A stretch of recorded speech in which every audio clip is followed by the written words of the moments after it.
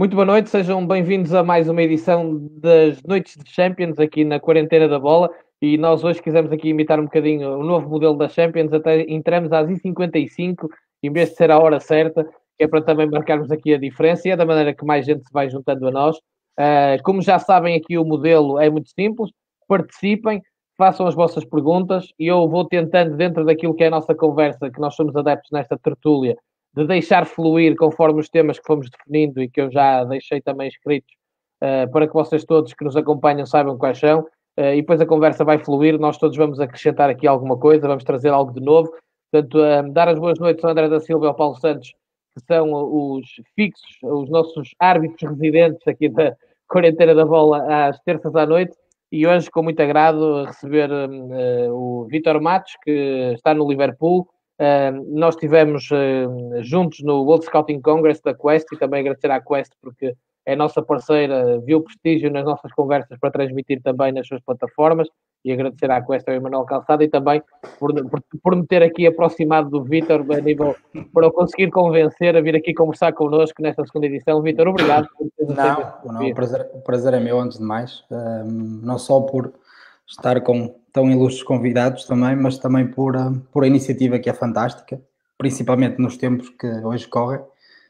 Tudo aquilo que nós possamos fazer para nos aproximar das pessoas que estão em casa e darmos um pouco de nós também a contribuir para este momento é fantástico, por isso, uma muito boa noite a todos e espero que desfrutem tanto como eu vou desfrutar.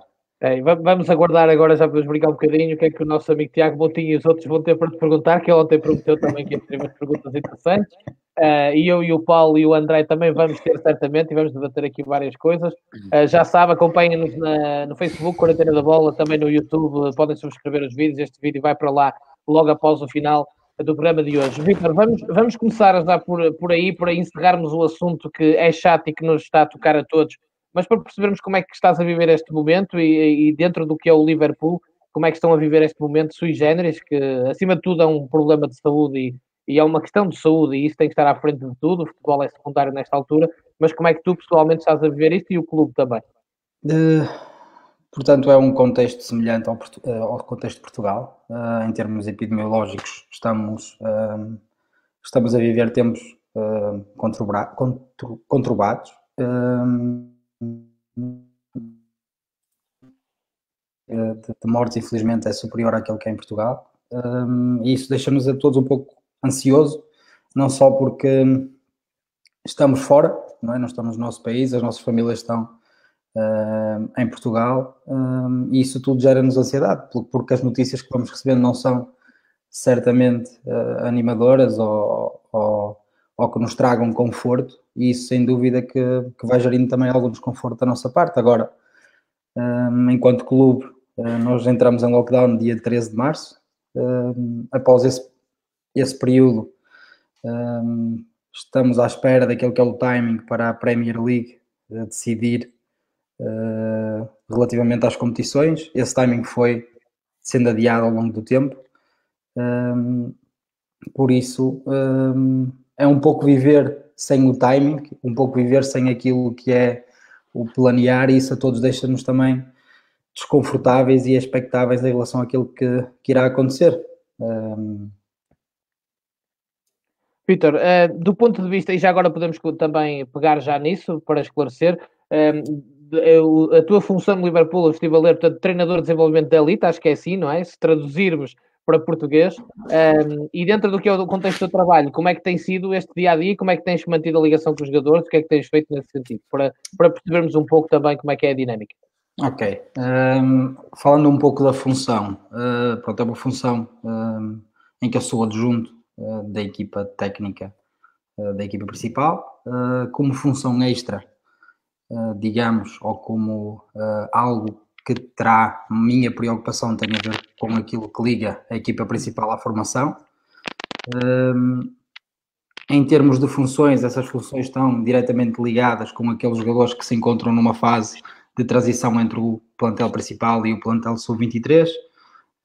O plantel principal foi pensado de uma forma a existir espaço e oportunidade para jovens da academia integrarem constantemente aquilo que é os treinos e o processo da equipa principal. Portanto, cabe-me a mim ligar e coordenar este processo, muitas vezes pensado em termos individuais, ou seja, em que altura que eles deverão vir, quem deverá vir, quem deverá ir jogar aos sub-18, quem deverá ir jogar aos sub-23, isto pensado numa lógica de desenvolvimento, e ao mesmo tempo também procurar garantir que a equipa de sub-23 se aproxime, não só em termos metodológicos, como em termos conceptuais daquilo que é a equipa principal. Pronto, isto falando em termos genéricos um pouco da minha função. Nos tempos, desde que entramos em lockdown, aquilo que nós procuramos fazer foi, portanto, minimizar a migração dos jogadores entre a equipa principal e a equipa de sub-23, no sentido de termos um grupo um pouco mais fechado. Com isso, obrigou-nos a dividir este grupo de jovens. Portanto, a minha lógica aqui será, a minha função será estar em contacto constantemente com este grupo de jogadores que estão integrados no plantel principal.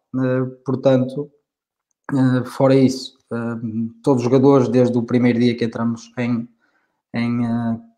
lockdown, receberam planos individuais de treino, têm planos, ou seja, ou pequenos momentos ao longo da semana em que existe um trabalho de grupo, este trabalho de grupo obrigatório, que vai desde yoga, pilates, a trabalho individual ou de core ou algo extra que poderá estar relacionado com o individual de cada um deles. Isto tudo articulado para conseguirmos manter alguma proximidade àquilo que é o treino e àquilo que é o nosso dia-a-dia. Muito bem, vamos avançar para depois introduzirmos também aqui na conversa o André da Silva e o Paulo Santos, e vamos falar aqui de um tema que vai obviamente agradar também muito a quem nos segue, que já são cada vez mais, e vão surgindo aqui algumas perguntas. Vítor, vamos lançar aqui uma coisa que vai obviamente trazer aqui grandes paixões, e depois vamos ao Paulo e ao André, e hoje de TPC, para eles e para mim também, falamos os três, e eu disse-lhes a eles mais ou menos o que íamos falar. Quem são para ti os jovens mais entusiasmantes do momento, os jovens talentos mais entusiasmantes do momento no futebol europeu? Eu vou já dizer, vamos excluir daqui o Mbappé, porque não é muito fácil. Portanto, vamos tentar olhar para isto, pensar num Ruben Neves que tu viste desde os 13 anos a evoluir de uma maneira brutal, e depois se calhar falar também, pronto, estou aqui a dizer João Félix, Fábio Silva, mas eu quero ouvir primeiro a tua opinião para depois partirmos para esta análise. Sim, antes ou em particular, dizer que existe e vai continuar a existir um número infindável de talentos, seja em Inglaterra, seja em Portugal.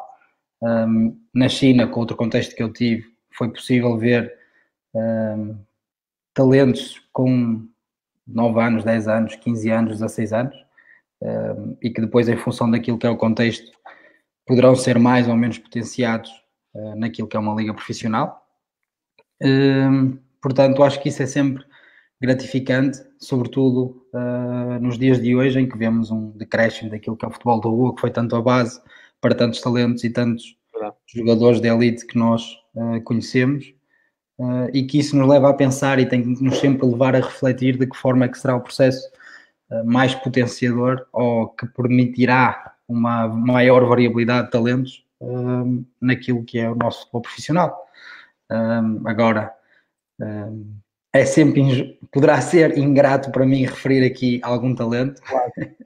Por isso é que eu ajudei com o Ruben Neves só por saber que tu acompanhaste tantos anos e a evolução dele.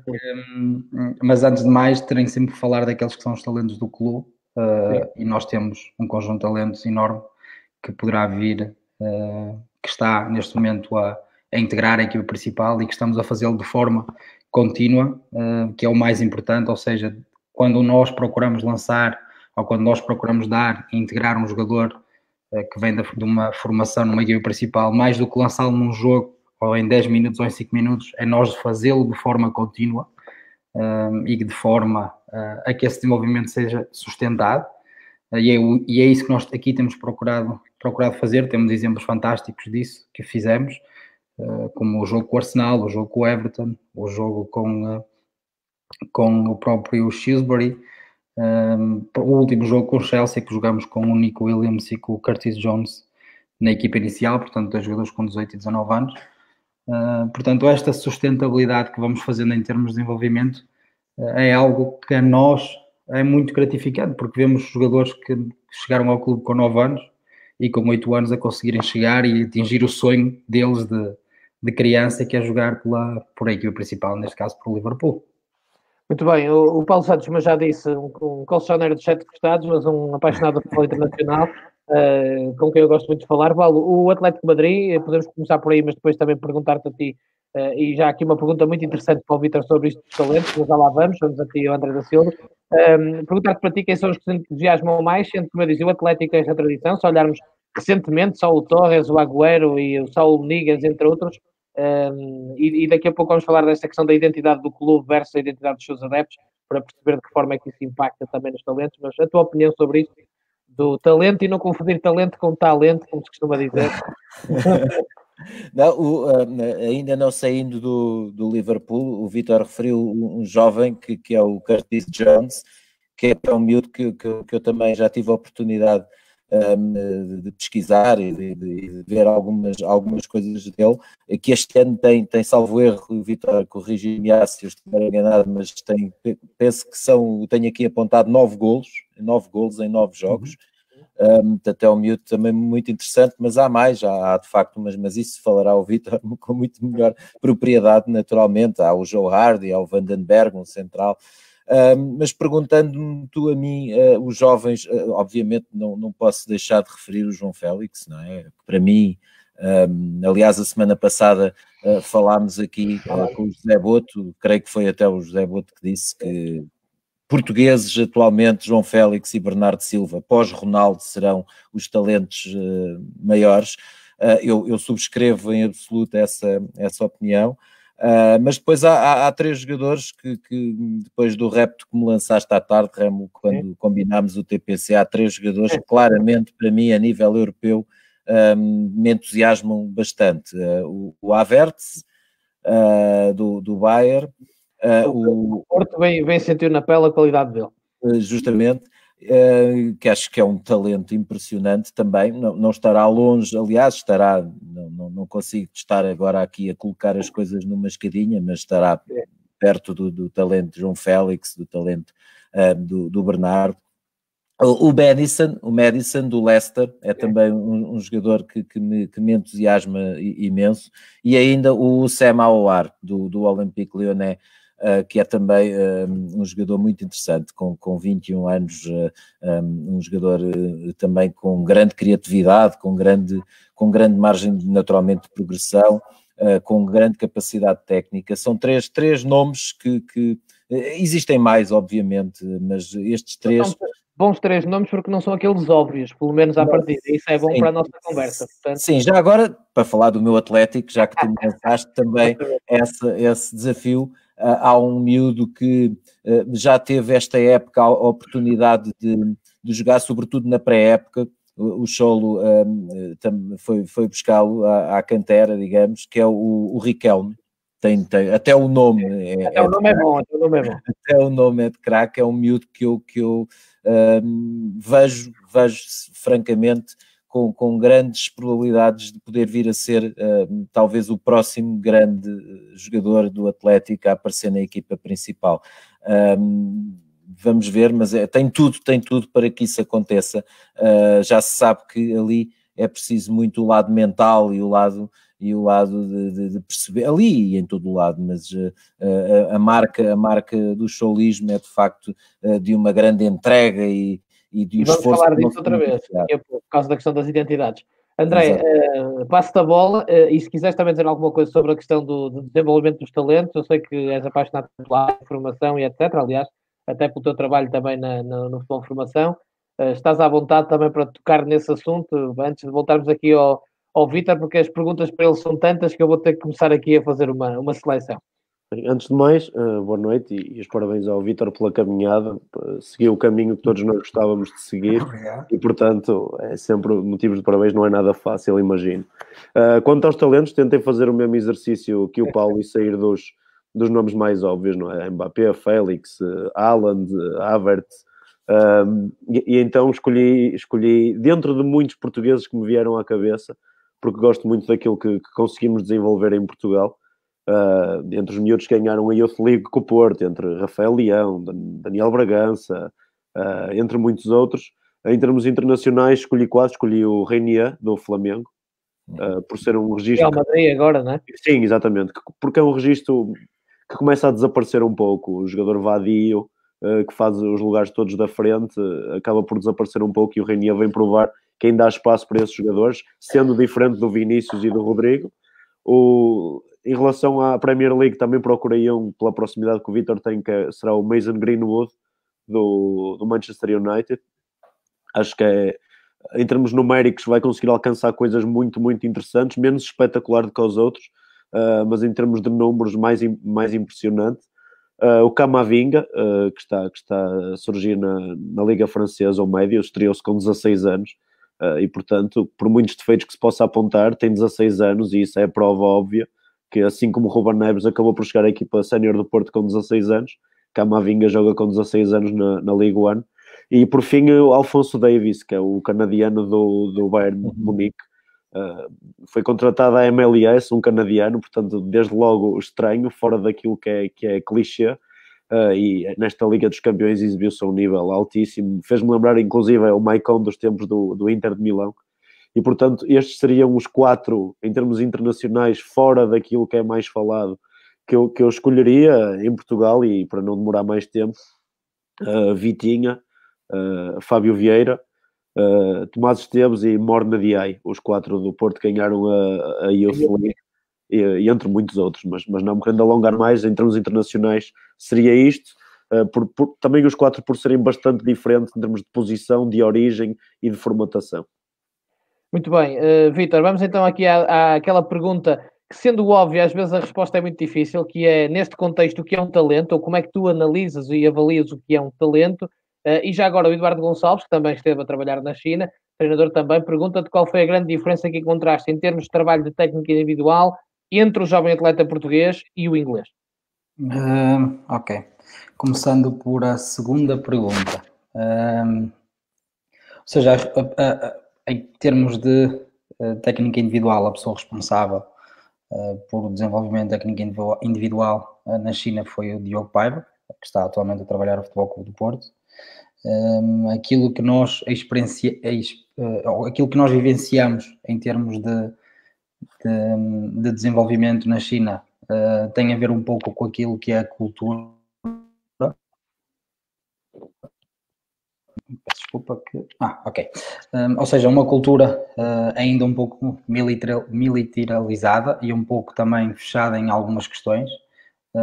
Este tipo de cultura cria um impacto naquilo que é a criatividade ou naquilo que é a abertura de um treinador para aquilo que é as ideias de jogo e as ideias de treino, e que isso vai implicar também questões no desenvolvimento. Agora, aquilo que nós notamos, quer num contexto, quer no outro, foi que fundamentalmente através de jogo, fundamentalmente através de vivências daquilo que são questões técnicas ou de entendimento de jogo, é possível, sem dúvida, aumentar e ter um aumento, um potenciar da qualidade individual de cada um dos jogadores, seja esta questão na China, seja esta questão em Portugal. Ou seja, nós conseguimos, com pequenas coisas como pequenos torneios internos, pequenos jogos competitivos, ou seja, a competição na China tinha um peso muito diferente daquilo que era em Portugal, ou seja, eles até aos sub-13 não existiam competições organizadas, portanto havia longos períodos sem competir, ou seja, tudo isto tem implicações naquilo que é o desenvolvimento individual de cada um dos jogadores, portanto, neste caso na China. Relativamente ao talento, e para não me estender demasiado, ou seja, o talento tem tanta diversidade e tem tanto de especial que nós costumamos dizer que o talento se pode expressar de várias formas. Mas aquilo que é importante é que ele se distingue. Ou seja, quando nós vamos ver um jogo, de sub-12, sub-13, sub-15, sub-16, quando nós sentimos que há algo de diferente, quando nós sentimos que, ok, seja ela uma questão técnica, seja ela uma questão de inteligência de jogo, seja ela pela forma como o jogador movimenta sem bola, seja ela pela forma como o jogador tem um primeiro toque, seja algo que o distingue, isso é comum a todos nós. Por isso é engraçado quando nós fazemos esse exercício de procurar escolher no futebol europeu, no futebol mundial, talentos. O futebol é tão diverso e tem tanta variabilidade e tem tanto de rico que nós conseguimos encontrar diferentes talentos com diferentes registros, com diferentes soluções, porque isto é o jogador de futebol. Ou seja, de que forma é que o Sérgio Ramos como defesa central é diferente do Pep, ou do Varane, ou do Virgil van Dijk, de que forma é que nós jogamos com o Roberto Firmino e o City joga com o Agüero e o... Ou seja, este registro individual que traz riqueza ao jogo coletivo também se repercute naquilo que é o talento. Por isso, aquilo que eu acredito fundamentalmente é isso, ou seja, o talento é sempre talento e ele manifesta-se das mais variadas formas, mas tem sempre algo que o distingue. E esse distinguir pode ser resolver problemas das mais variadas formas e encontrar soluções que muitas vezes nem nós estamos à espera, como pode ser num simples passo, ou num simples drible, ou num simples remate. Muito bem, vamos aproveitar para aqui para os nossos comentadores residentes também poderem participar nisto, e é interessante vermos do ponto de vista de quem é apaixonado pelo jogo e vê isto também com esta paixão. Paulo, o que é que tu vês no jogador que está a pensar, ok, temos aqui um talento, ou para ti ser um talento? Desculpa, não percebi. Ou seja, para ti, o que é que te faz olhar para um jogador e ver que está ali um talento? Como é que tu defines o talento, para ti, na tua opinião? O talento é aquele jogador que me faz levantar do sofá, que me faz vibrar, que me faz empolgar, que é aquele jogador que faz, por um lado, que me faz coisas que eu não estou à espera, não é? Que é capaz de desequilibrar, que é capaz de fazer aquilo que o comum dos mortais não faz naquela circunstância específica, naquela situação específica.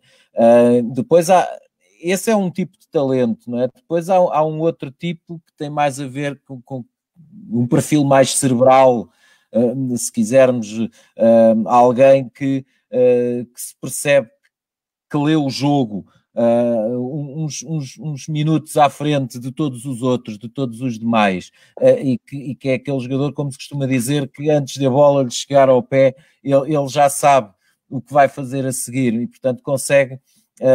Isso é para mim, Messi será talvez o expoente máximo desse perfil, mas eu vejo muito isso também no nosso João Félix. Agora, o Vítor estava a dizer algo que me parece muito, muito, muito pertinente e que é o contexto. De facto, os contextos são um aspecto determinante para não só para o talento aparecer, mas sobretudo para o talento se desenvolver. E muitas vezes nós, cá fora, não é? Que seguimos este espetáculo, este desporto, muitas vezes não temos, quando eu digo nós, todos nós, no fundo não me ponho de lado todos os adeptos, não é? Por vezes não entendem como é que o jogador A, B ou C, num determinado contexto, naquela equipa, naquele campeonato, fez coisas extraordinárias e depois eclipsou-se um bocadinho num outro contexto, ou vice-versa. Mas porque tem exatamente a ver com esse contexto, com as circunstâncias de cada um dos contextos, não é? Da própria equipa. Não nos podemos esquecer que o futebol é um desporto coletivo e, portanto, obedece a uma dinâmica coletiva, e por muito genial e talentoso que se seja, é numa dinâmica coletiva forte e robusta que o talento também se exponencia e mais facilmente. Mas, respondendo à tua questão, voltando ao início, são estes dois tipos de perfis, digamos assim, que eu considero que são o talento, não é? Acima de tudo, um jogador mais desequilibrador, mais explosivo, e depois um jogador também que mais cerebral, que consegue fazer, no fundo, que nos consegue surpreender. É mesmo essa talvez a melhor definição. Paulo, se fosse possível só acrescentar, não acrescentar, mas comentar algo que foi importante ter referido, que tem a ver com esse lado coletivo, ou seja, às vezes é muito mais fácil nós identificarmos determinados tipos de talento a partir do momento em que conhecemos o jogo e entendemos o jogo. E há determinado tipo de talentos que só nesse registro os conseguimos ver.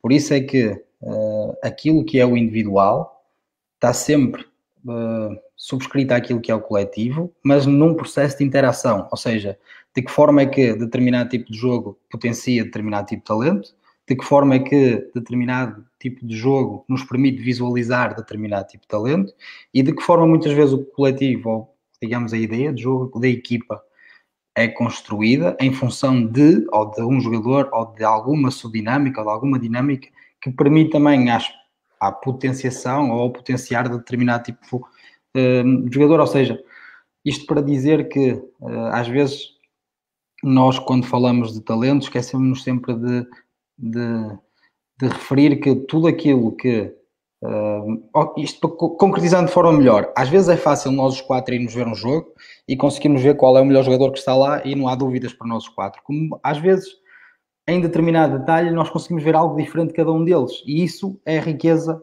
daquilo que é o talento também. Exatamente. Sem dúvida, sem dúvida. E é por isso que eu posso achar o talento numa questão e um de vocês outra, e portanto é por isso que é tão interessante esta conversa. André? Eu na verdade, e estava aqui a fazer o exercício enquanto ouvia com muita atenção, nunca consegui arranjar um conceito para talento. Na verdade, várias formas de pensar foram-me fazendo sentido, e tive a oportunidade de trabalhar com alguém que dizia muitas vezes que a única forma de demonstrarem individualmente que há talento é se coletivamente a equipa tiver um registro positivo e que lhes permita mostrar-se, porque imaginemos, por exemplo, um central que tem um talento enorme a fazer coberturas defensivas ou a ganhar os últimos 30 metros de profundidade e a equipa joga com bloco baixo e ninguém vai reparar nesse central, ou um médio que consegue distribuir bem o jogo e a equipa joga sempre pelos corredores ou a jogar longo, ou seja, acaba por ofuscar um pouco o talento. Quanto ao tipo de talento, o Paulo falou bem que há jogadores que veem coisas que os outros não veem, e esse talento parece-me ser, e o Vítor disse também, que às vezes estamos a tentar ver 3, 4 soluções, há uma que não vemos, o jogador vê, identifica, executa e resolve melhor do que alguma vez nós conseguiríamos dizer. Da minha experiência, que é uma experiência bem diferente da do Vítor em termos qualitativos, mas tenho visto vários tipos de talento. Há jogadores que, por exemplo, têm, na minha opinião, um talento físico natural, ou seja, não passa pela técnica e o físico acaba por resolver bastantes problemas. Há jogadores com um talento cognitivo enorme, que inclusive no seu cotidiano têm algumas dificuldades naquilo que seria expectável nós associarmos à inteligência, mas depois dentro do campo identificam padrões e resolvem com muito mais velocidade do que nós resolveríamos, e que muitas vezes temos mais sucesso do que eles a coisas que estão associadas à nossa capacidade cognitiva, ou seja, são quase uns génios da compreensão do jogo, porque o jogo eles percebem totalmente, identificam mais rápido e resolvem. E depois, obviamente, há o talento que faz levantar o estádio, que é o talento técnico que tanto sai em forma de drible, em forma de pontapé ou em forma de recepção orientada. E por fim, para rematar o meu raciocínio, e porque se falou da diferença, por exemplo, de Firmino para Agüero, e vou já pegar nesse exemplo, é mais fácil hoje detectar-se talento em Roberto Firmino pela forma que o Liverpool joga. Dito o melhor 9 que não é um 9, ou que é um número 10, mas que acaba por fazer golos. Ou seja, mas para percebermos este talento de Firmino a servir os colegas e a desmontar defesas sem ter que fazer golos, e ele faz muitos golos, mas toda a gente reconhece esta capacidade, assim como a Karim Benzema, se estivermos a falar a um nível topo. É preciso, exatamente, é preciso perceber o que é que o Liverpool faz, porque se tivesse talvez um Quaresma em vez de um Salah e de um Mané a cruzar bolas a 30 metros para Roberto Firmino lutar com os centrais do Sheffield, hoje estaríamos a falar que Roberto Firmino seria um fracasso. Mas com as diagonais de Mané e Salah e com a inteligência de Firmino no momento com e sem bola, conseguimos todos identificar talentos. Portanto, esta identificação do talento, na minha opinião, provém muito do contexto onde estão inseridos. Sim. Fantástico, André. Desculpa, Ramo. Era isso, eu não ia trazer a bola precisamente para continuarmos, não é? Porque já estou a antecipar, então. Claro, sim, força. Não, fantástico. Aquilo que a única coisa que eu poderia dizer tem a ver um pouco com isso mesmo, ou seja, o Firmino só consegue ter determinado tipo de espaços em função também do Mo e do Sádio, como também em função daquilo que é uma linha defensiva que joga a 40 metros da baliza e que nos permite muitas vezes recuperar bolas em zonas que tiramos muita vantagem daqueles 3 jogadores, com ao mesmo tempo 3 tipos de médios que nós temos que nos permitem ter alguma variabilidade, ou ter bastante variabilidade na construção, e timings e espaços que nos permitem utilizar o Firmino nas alturas certas. Ou seja, isto para dizer o quê? A nossa forma de olhar tem sempre que partir de um pressuposto coletivo, sem nunca nos esquecermos que este coletivo é ao mesmo tempo influenciado por aquele individual. Ou seja, o todo é sempre mais que a soma das partes, mas as partes também estão no todo. Ou seja, e acho que o Liverpool, como outras equipas, neste caso, para o Paulo não ficar triste, o Atlético Madrid, são bons exemplos disso. Vou comentar aqui uma pergunta do Carlos Pinto, também é treinador. Diz, então, no desenvolvimento individual do jogador, vocês selecionam os conteúdos através da ideia coletiva, é isto? Ou também, digamos, características que definem cada jogador deve ter relativamente à sua posição? Ok, em termos de desenvolvimento individual, o primeiro pressuposto que temos que ter é que uma ideia de jogo força um determinado tipo de desenvolvimento individual. Okay? Ou seja, de que forma é que a nossa ideia de jogo enquanto equipa principal vai forçar um determinado tipo de desenvolvimento individual naquele que é o jovem talento. Isto, se nós, numa lógica de temporalidade, ou seja, num período mais longo, tivermos um desenvolvimento que, digamos, está sustentado nesta ideia de jogo, certamente vai aproximar muito mais facilmente o jogador quando ele chegar à equipa principal. Ou seja, isto é um ponto. O segundo ponto, ou seja, de que forma é que nós olhamos para o desenvolvimento individual? Olhamos numa forma em que aquilo que tem a ver com a sua função naquilo que é a ideia de jogo do clube, ou seja, se ele, maioritariamente, olhamos para ele como um defesa direito, ou como um defesa esquerda, ou como um extremo direito, ou como um médio centro, ou seja, de que forma é que há determinado tipo de... ou que as suas características são melhores potenciadas nessas posições. Isto é um lado. O outro lado tem a ver como nós olhamos para ele em termos individuais, ou seja, qual o seu imprinting individual, ou seja, o que é aquilo que o caracteriza e de que forma vamos potenciar isto. Ao mesmo tempo, muitas vezes é só necessário refinar determinado tipo de questão, ou determinado tipo de técnica, ou determinado tipo de pormenor, seja ele técnico, físico, mental, ou como nós quisermos definir. Às vezes olhamos de forma a reestruturar a sua fraqueza, ou seja, determinado tipo, determinada fraqueza, de que forma é que se nós... Porque às vezes ou seja, nós podemos sempre olhar para um jogador, o copo meio cheio, o copo meio vazio. Falta-lhe sempre isto, falta-lhe sempre aquilo, falta-lhe sempre aquilo.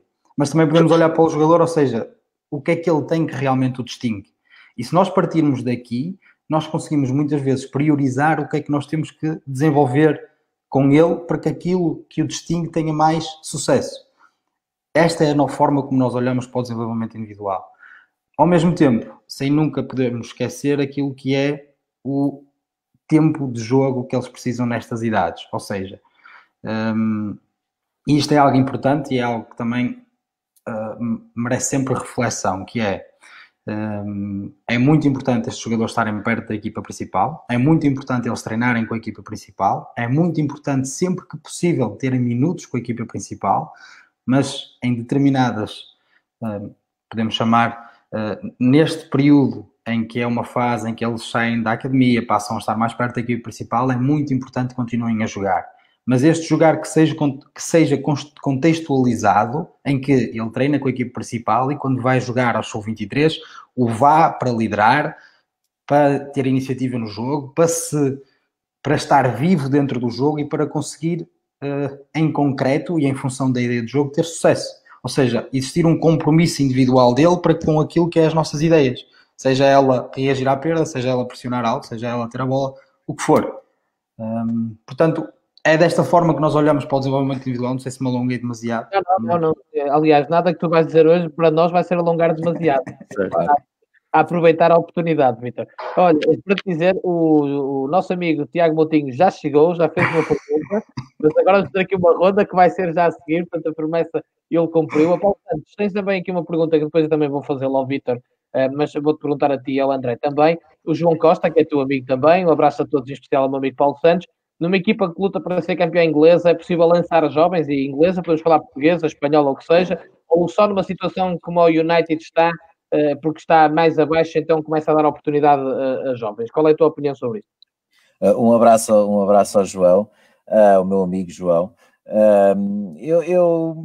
Esta ideia do lançar tem muito que se lhe diga, porque lançar só por lançar parece que é assim algo como ir apostar no casino, não é? E, portanto, agora vou lançar aqui estes dados e ver o que é que dá.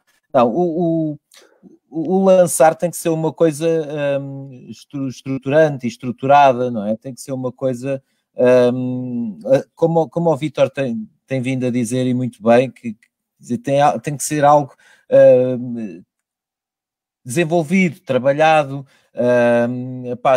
a par e passo, aproximando o jogador da equipa principal, sempre tendo em vista a ideia de jogo que está subjacente no clube e naquela equipa, e portanto não é fácil lançar assim do nada. É evidente que os clubes têm fases melhores e piores. O João falou no Manchester United, está a passar uma fase que não é propriamente das mais felizes da sua história, sobretudo se nos lembrarmos do grande Manchester United dos anos 90, do Ferguson e ainda em 2000, e portanto talvez, e maior instabilidade, não é? Com mudança de treinadores, enfim, portanto é possível que haja uma maior apetência para apostar em jovens, porque lá está, o clube está a tentar encontrar-se consigo próprio e portanto há ali alguma instabilidade que só com o tempo é que poderá deixar de existir. O caso do Liverpool é completamente diferente, não é? Portanto, é uma equipa que é sólida, que já tem alguma solidez em termos daquilo que tem sido o seu rendimento e a sua prestação. Klopp está já também a fazer o seu percurso já de uma forma mais sólida, mais robusta, e portanto, agora é evidente que é como eu disse há pouco e como o Vítor tem vindo a dizer, portanto o lançar não se lança assim, isso é os dados, lançam-se os dados e as setas, não, é o processo de integração de um jogador jovem numa equipa principal é algo estruturado, é algo que deve ser trabalhado e que deve ser alicerçado num conjunto de princípios e de critérios que naturalmente não é assim de ânimo leve que se faz um lançamento, mas o Vítor se falará seguramente. Já lá vamos, até ele tem a pergunta do Tiago Moutinho, o Diogo Paiva também já chegou, o Vítor, e também já fez uma pergunta, portanto já aí vou. André, a tua ideia, a tua visão sobre isto, a questão de lançar jovens, que é uma expressão muito usada, mas portanto aqui a pergunta colocada tinha a ver se num contexto em que se luta para ser campeão da Premier League, por exemplo, se facilita ou se não facilita o lançamento de jovens. Bem, antes de mais, eu quando me falam em lançar jovens, a pergunta que coloco sempre é se tem qualidade. Ou seja, eu acho que se lança jovens quando há qualidade nos jovens. Porque lançar por lançar acaba por não fazer grande sentido. Depois é preciso terem atenção àquilo que são as dores de crescimento. Hoje, e porque está aqui o Vítor e estamos mais a referir-nos ao Liverpool, vemos, por exemplo, Alexander-Arnold, que na minha opinião neste momento, se não é o melhor do mundo, deve estar pouco longe disso, mas sofreu dores de crescimento também. Ou seja, não foi sempre rosas. Hoje fala-se desse jogador, mas não se olha para aquilo que é a pintura toda muitas vezes e se percebe que foi dado muito tempo aos jovens. Um exemplo mais próximo, e porque as pessoas que nos ouvem certamente acompanham o campeonato inglês, mas mais o português, quando se fala recentemente nesta vaga do Benfica, aposta-se por duas razões. Uma é porque há qualidade e a outra é por necessidade. Entra o Black, entra a Ederson, mas tudo muito devido a lesões ou vendas. Entra Lindelof por lesão, entra Félix por lesão, ou seja, e andamos aqui a apostar por uma questão, primeiro financeira, mas também porque há qualidade e porque houve a necessidade de suprimir uma falha e inseriu-se um jovem que tem qualidade. Não se lançou simplesmente, surgiu uma oportunidade específica para lançar este jovem que já estava identificado pela estrutura, que já conhecia o modelo de jogo, como o Vítor fala bem, para não andar ali um bocado às aranhas, como se costuma dizer. Contra a Premier League, o que se tem visto muitas vezes é que o United tem muita qualidade em termos de jovens, e foi o exemplo dado na pergunta, mas lá está, foi a necessidade que falou mais alto. A lesão de Pogba, e depois há Rashford, há Martial, e entra o Bruno, e que não se contratou um jovem. Ou seja, vê-se que não há uma aposta clara na formação, há uma aposta em qualidade, porque o Bruno não é jovem, mas é bom. Mas vê-se, por exemplo, o Chelsea de Frank Lampard, o Chelsea fica impedido de contratar, aposta em muitos jovens que têm qualidade, mas mais uma vez por necessidade e não por escolha própria, porque teve que apostar obrigatoriamente naqueles jovens que foram, e bem, desenvolvidos.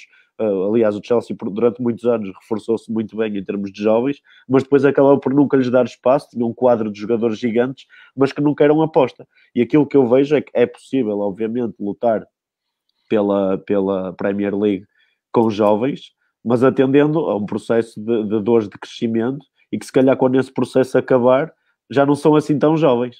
Não é? É que hoje um jovem é mesmo um jovem de 17 anos. Antigamente era com 21, 22, 23. Agora um jovem é alguém com 17 anos que começa a aparecer, porque eles são cada vez mais bem trabalhados, cada vez mais bem conduzidos por pessoas como o Vítor, que fazem essa passagem para que seja menos dura de se fazer. E por isso chegam cada vez mais jovens e mais bem preparados. Muito bem, Vítor, esta pergunta também para ti, obviamente, estás dentro do Liverpool, portanto, quem nos ouvia, o João, estava a perguntar se era mais difícil lançar, lá está a palavra, um jovem neste contexto mais alto de uma equipa como o Liverpool, quando é uma equipa que luta por todos os títulos, se essa variável não acaba por não interferir nessa afirmação. Qual é a tua leitura sobre isto, antes de lançar aqui as questões que já são aqui muitas para ti? Não, em primeiro lugar, eu espero que seja bem possível disputar ou ser candidato à Premier League e ganhar, e ao mesmo tempo lançar jovens, porque é o que estamos a fazer. Portanto, esse é o primeiro ponto. Agora, é uma questão com várias questões, não é? Desde a primeira logo, sem dúvida que às vezes o aposta na formação pode ser por uma questão de necessidade, como pode ser por uma questão de projeto. Há vários exemplos no futebol europeu de questões que se trata de um projeto de clube e de uma cultura de clube, como também há vários exemplos de formação, mas que foi por uma questão de necessidade. Portanto, aquilo que nos apraz refletir é que, acima de tudo, é uma questão de oportunidade e espaço. E nós acreditamos que, quando nós conseguimos criar oportunidade e espaço, o André falou muito bem, conseguimos, sem dúvida, formar e conseguir fazer os jogadores da formação, da academia, chegar a uma equipa principal. Agora, esse processo também tem que ser todo ele sustentado, e nunca nos podemos esquecer de que, acima de tudo, um talento precisa de guidance mais do que de críticas, não é? Ou seja, precisa de modelos, e modelos que muitas vezes existem dentro do próprio clube, conhecem a cultura do clube, conhecem a cultura da cidade, conhecem a cultura do próprio país, e quando isso existe, acho que são os ingredientes fundamentais para que as coisas possam florescer. E como exemplo, se calhar dos últimos anos, podemos falar do Barcelona, sem dúvida, não é? Por tudo aquilo que foi construído e por toda a formação que conseguiu desenvolver nos últimos anos. Por isso, acho que é um exemplo relativamente a essa questão. O Nené Reis, Vítor, um grande abraço para o meu amigo Nené. Além de dizer que está... Um grande abraço também para ele. Pergunta-te qual é a tua opinião, na tua opinião, qual deve ser a conectividade da formação com a primeira equipe? Eu acredito que quanto mais próximo, começando a pergunta ao contrário, só é possível isto existir, se existir, como por exemplo existe no Liverpool, o caso que eu estou a falar, em que existe estabilidade em termos de clube, estabilidade em termos de direção, estabilidade em termos organizativos e estabilidade em termos de treinador. Quando isto existe, quanto mais perto for uma equipa principal da formação, melhor. Isso permite um conjunto de dinâmicas e um conjunto e um processo à la longue, se quisermos chamar assim, que flui muito mais em termos de desenvolvimento de jogadores, de jovens talentos da formação. Muito bem, André e Paulo, tomem notas que a seguir vou a vocês depois destas 3 perguntas. A do Nené, a do Tiago Moutinho, um abraço, grande Tiago, esteve aqui comigo ontem em direto também e foi um prazer. Um excelente treinador e um grande amigo. 2 perguntas. A definição de talento para ti, Vitor, é diferente no Futebol Clube do Porto e no Liverpool. Um talento no Porto pode não ser um talento para o Liverpool. E depois, como consigo fazer um ovo estrelado? Fica aqui a questão que é muito interessante do Tiago. Eu acho que só vou responder à parte do ovo estrelado, que é mais fácil. Não, como já falamos há pouco, ou seja, a definição de talento não tem a ver com o clube, nem com a ideia de jogo em si, naquilo que tem a ver com a definição, mas tem a ver com aquilo que é o talento em si, ou seja, que variabilidade, o que ele tem de especial, o que é que o distingue em relação aos demais. Acho que isso, mais do que tudo, é a melhor definição de talento, não tendo esta relacionada com o clube ou com o... Peço desculpa, já está. Portanto, relacionada com o clube. Muito bem, o Diogo Paiva, que está a pergunta também. Um forte abraço para o Vitor Matos, que também foi campeão nacional na China. No teu ponto de vista, um trabalho mais individual, concreto e contextualizado é também importante num contexto sénior? Um abraço para o Diogo também. Ok. Eu acho que tem muito a ver com o tipo de metodologia que nós acreditamos, ou seja, neste caso, todo o staff, com que tipo de metodologia se identifica mais, porque eu acredito que quando uma metodologia nos permite desenvolver uma ideia de jogo, nos permite ou permite-nos partir daquilo que é uma ideia de jogo para um desenvolvimento coletivo, o lado individual, estando sempre relacionado com o lado mais macro ou com o lado dos princípios mais importantes para aquela ideia de jogo, sem dúvida que merece muitas vezes ser refinado. Agora, nunca podemos dissociar o tipo de desenvolvimento coletivo do desenvolvimento individual, e muitas vezes isso acontece de que uma coisa é treinarmos a tática ou a equipa, outra coisa é treinarmos o indivíduo. Não. As duas coisas estão relacionadas, e quando nós olhamos para o indivíduo por uma lógica coletiva, nós conseguimos mais facilmente potenciar as suas características. Agora, isto tanto é importante na formação como numa equipa profissional, sabendo que é muito mais fácil nós conseguirmos intervir e termos uma intervenção mais assertiva e que vai, sem dúvida, ter frutos no futuro na formação, do que numa equipa sénior, por todas as questões, sejam elas físicas ou do próprio desenvolvimento individual. Por isso, acho que respondi ao Diogo. Já respondeste e eu ia já passar a palavra, mas para entroncar aí, assim também lanço já o Paulo e o André. O Bruno Cancela está-te a perguntar se a ideia de jogo do Liverpool é idealizada de forma transversal para depois facilitar a chegada à equipa profissional, à equipa sénior, se existe esta questão da ideia de jogo transversal. Ok.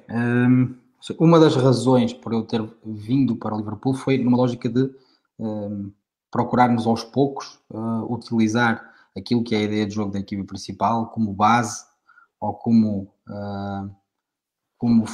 a ideia fundamental para a formação. Aquilo que é preciso referir é que a academia do clube é uma academia com um processo muito bem definido, bem estruturado, com casos de sucesso no passado, e isso o seu desenvolvimento é feito numa lógica com uma perspectiva de desenvolvimento individual, ou seja, isto está muito centrado na academia. Aquilo que se procurou fazer a curto prazo foi no escalão de sub-18 e de sub-23, aqui sim existe uma intervenção bastante forte daquilo que é a lógica processual e conceptual da equipa principal. Abaixo do sub-18 é um projeto da academia com muitas coisas em comum, mas que é todo ele direcionado para o desenvolvimento individual e o desenvolvimento do jogador do Liverpool ou da academia do Liverpool. Muito bem, Paulo. Dando total liberdade para falar do âmbito destas 4 perguntas que lancei aqui ao Vítor, colocadas por vários treinadores, também de grande qualidade, lançando também, a partir daí, o tema da questão da identidade do clube versus identidade da cidade, da região, coisas que te marquem e que gostes de falar também e que nos ajudem a perceber se um talento também pode, então, nesse determinado contexto, evoluir de uma determinada forma para ser um talento dentro dessa identidade. Estamos a falar do Liverpool, não é? Estamos a falar de um clube que é dos clubes mais míticos do território do mundo, da Europa. É um clube que ficou marcado pela passagem de um treinador escocês, o Bill Shankly, não é? Que era um treinador também com um ideário mais próximo da classe operária, um ideário mais socialista, não é? Curiosamente, e esse ideário era também transposto para aquilo que era a maneira de jogar da equipa. Nós somos todos rapazinhos novos, não é? Portanto, ainda nos lembramos do Liverpool, do Dalglish e do Ian Rush e do Graham Souness, e portanto aquela super equipa antes do desastre de Heysel, que dominou a Europa e que até nós portugueses sentimos na pele, especialmente os adeptos do Sport Lisboa Benfica, com uma dupla eliminatória. Portanto, é uma equipa que sempre teve um futebol que se caracterizou sempre por um futebol vertiginoso, um futebol de ataque rápido, de contra-ataque, e essa foi de facto a marca, e agora também um treinador, curiosamente, que encaixa na perfeição. Aliás, curiosamente, o Atlético e o Liverpool são dois bons exemplos de uma excelente relação e simbiose, se quisermos, entre o treinador e o clube, e aquilo que é a filosofia do clube e aquilo que é a identidade histórica do clube. Simeone, no Atlético, transporta essa carga toda colchonera, também foi um ex-atleta. Klopp é também um treinador que é conhecido também por ser alguém que tem, ele já o manifestou por diversas vezes também, ideias progressistas, mais de esquerda, socialistas, e portanto é um treinador também que promove, já o fez no Dortmund, tem também as suas ideias muito, muito bem definidas para aquilo que ele pretende que as suas equipas jogam. Portanto, ele tem essa ideia muito definida. Nós conseguimos ver, obviamente, com diferenças nas individualidades, porque elas, como disse o Vítor e muito bem, dentro do coletivo, elas também há uma relação entre o individual e o coletivo, e o individual acaba também muitas vezes por sobressair, não é? Naquilo que é a dinâmica coletiva. Mas conseguimos ver muito daquilo que jogava o Dortmund. Também vemos algumas regularidades neste Liverpool, uma equipa vertiginosa, uma equipa de ataque rápido, permanente, pressionante, que se instala no meio campo adversário de forma asfixiante. Eu bem o senti nesta segunda mão, na segunda parte foi um sufoco enorme. Mas, portanto, isto para dizer que de facto há aqui uma relação perfeita entre o ideário futebolístico do treinador e aquilo que é a cultura muito marcada, muito forte, todos nós conseguimos identificar esse estilo, essa marca nesta equipa do Liverpool. É um excelente tema para quando chegarmos outra vez ao Vítor. André, o teu aporte a esta questão que eu considero muito interessante. Gosto muito, e quando falamos os dois hoje à tarde, também gostaste muito da oportunidade de falar sobre isso.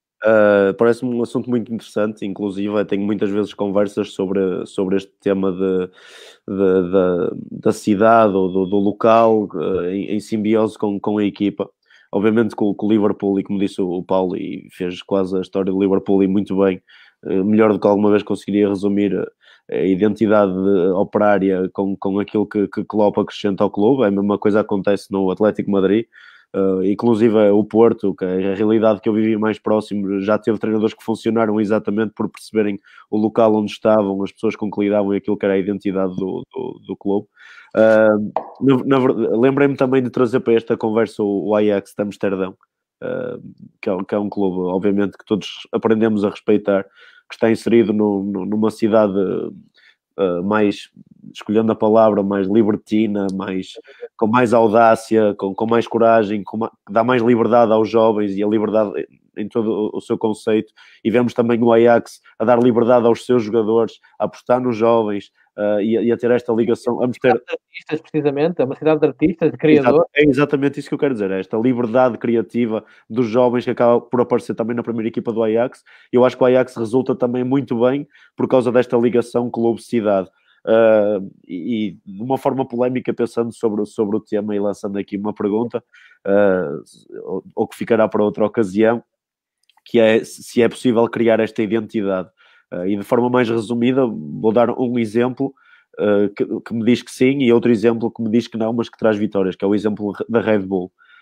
São clubes que perdem totalmente a identidade, tanto o Leipzig como o Bragantino, como o Salzburgo. Aquilo são clubes e empresas, mas a verdade é que os clubes nunca tiveram tão bem. Ou seja, esta falta de identidade acaba por tropeçar naquilo que é a competência de quem o gera, naquilo que é a qualidade dos seus jogadores, dos seus treinadores, do seu modelo de scouting. Ou seja, o clube não precisa ter essa identidade para com a cidade, para com quem lá vive, mas é competente na mesma.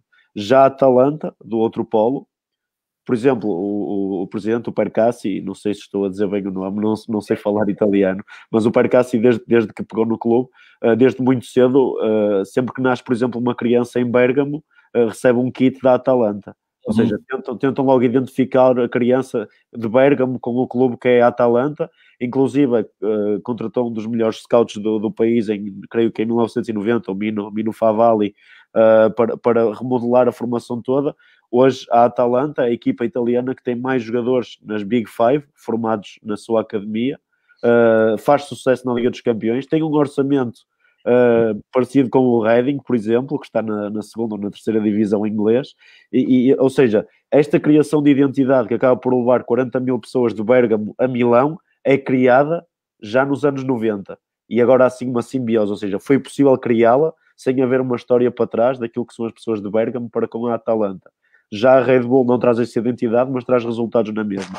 Portanto, eu acho que é capaz de funcionar em certos e determinados momentos, também acho que é possível criá-la, e acima de tudo, acho que não é obrigatório de tê-la para conseguir ganhar. Acho que a organização e a competência de quem gera acaba por fazer mais diferença. Muito bem, eu vou dizer aqui a toda a gente que nos está a lançar perguntas. Aliás, o Nené Reis, o grande Nené Reis, tem uma pergunta para ti, André. Eu já lá vou mais à frente. Não queria quebrar aqui esta linha de pensamento. Vítor, quanto há desta identidade do Liverpool no vosso trabalho, nomeadamente do desenvolvimento de jogadores, porque acredito que haja uma marca muito forte, incluindo a marca também do estilo, e também podemos introduzir isto, do próprio Jürgen Klopp. Sim, o Paulo falou, ou referiu o Bill Shankly, e há uma chamada tríade de Bill Shankly, que para nós tem mesmo muito significado enquanto clube, que fala do treinador, o jogador e os adeptos. Ou seja, quando a relação entre os três é forte, é muito difícil, digamos, jogar contra o Liverpool. Ou seja, eu quando cheguei cá, eu já tinha vindo a Anfield 2 vezes, mas nunca tinha estado no relevado em Anfield. E aquilo que posso dizer é que em todos os momentos nós sentimos que o estádio nos empurra para a frente. É uma sensação incrível. Eu não a consigo descrever, nem consigo vos traduzir por palavras, mas aquilo que nós vivemos e que sentimos é uma adrenalina e uma força e um apoio incrível naquilo que é os adeptos.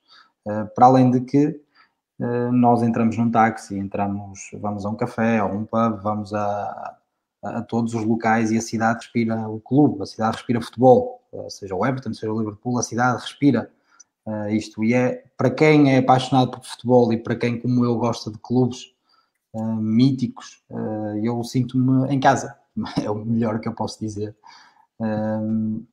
Por isso, já o Porto é um clube que tem uma ligação fantástica com aquilo que é os adeptos e que é a cidade, e o André, como referiu e muito bem, já foram vários os exemplos de situações ou